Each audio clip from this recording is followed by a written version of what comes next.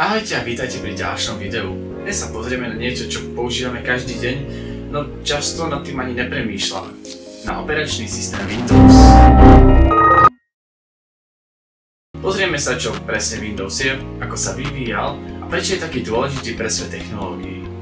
Takže ak vás to zaujíma, určite pozerajte až do konca a nezabudnite dať odber, aby ste nepremeškali ďalšie videá.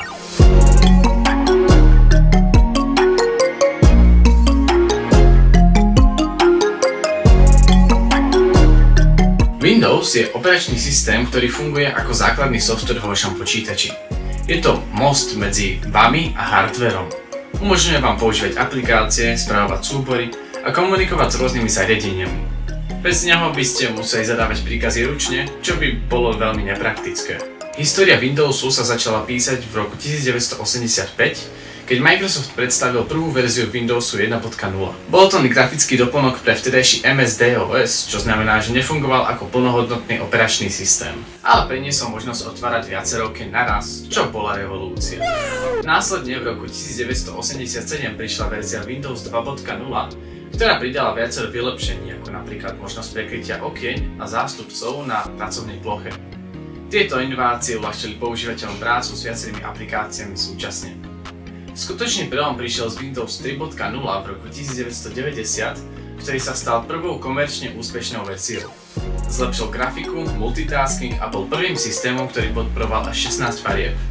O 2 roky neskôr prišla ešte vylepšená verzia 3.1, ktorá obsahovala nového programového manažéra a lepšieho správcu súborov. Tieto verzie pomohli Windowsu stať sa dominantným na trhu.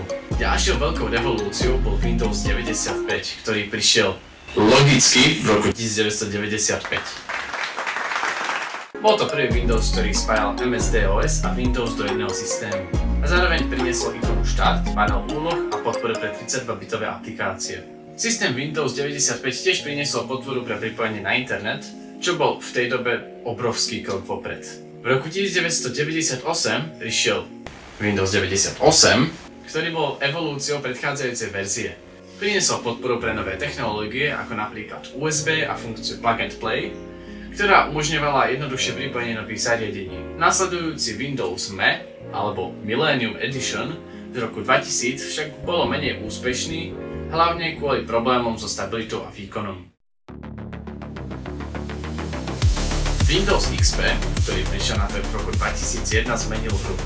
Bol stabilnejší, bezpečnejší a priniesol prepracované používateľské prostredie. XP si získal obrovskú popularitu a používal sa mnoho rokov, dokonca aj po ukončení jeho oficiálnej podpory.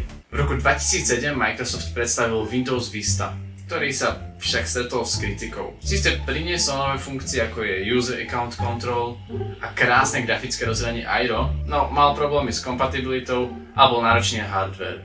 To viedlo k tomu, že mnohí užívateľia úplne preskočili túto verziu.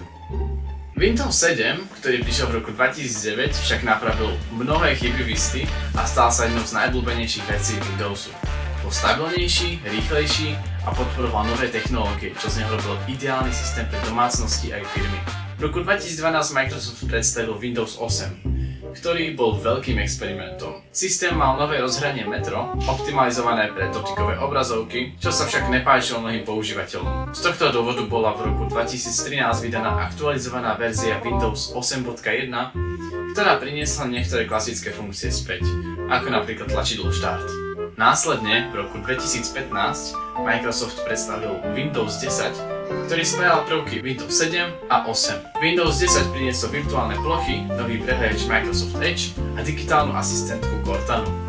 Tento systém je pravidelne aktualizovaný a je navrhnutý tak, aby fungoval na rôznych zariadeniach, od počítačov cez tablety až po konzoli Xbox. A teraz sme pri najnovšej verzii.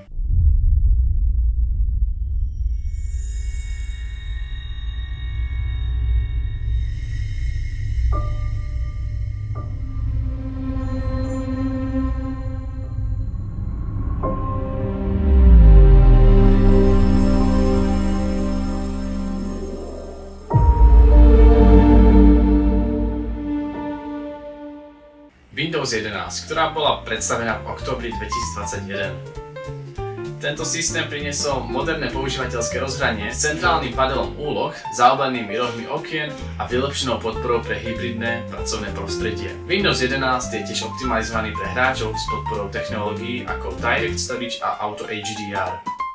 Windows má približne 76% podiel na trhu desktopových operačných systémov, čo znamená, že väčšina počítačov na svete beží práve na tomto systéme. Je to hlavný hráč v tomto digitálnom veku, či už v podnikoch, školách alebo domácnostiach. Budúcnosť Windowsu vyzerá sľubne. Microsoft sa zameriava na cloudové služby a lepšiu podporu pre hybridné pracovné prostredie. Windows 11 je prvým krokom týmto smerom, no môžeme očakávať ďalšie inovácie, ktoré prinesú nové technológie a zlepšenia. To je ten Windows. Ak ste sa niečo nové dozvedeli, alebo ste si pripomenuli históriu tohto ikonického operačného systému, nezabudnite dať like a odber, aby ste nepremeškali ďalšie zaujímavé témy. Vidíme sa v ďalšom videu, tak čau.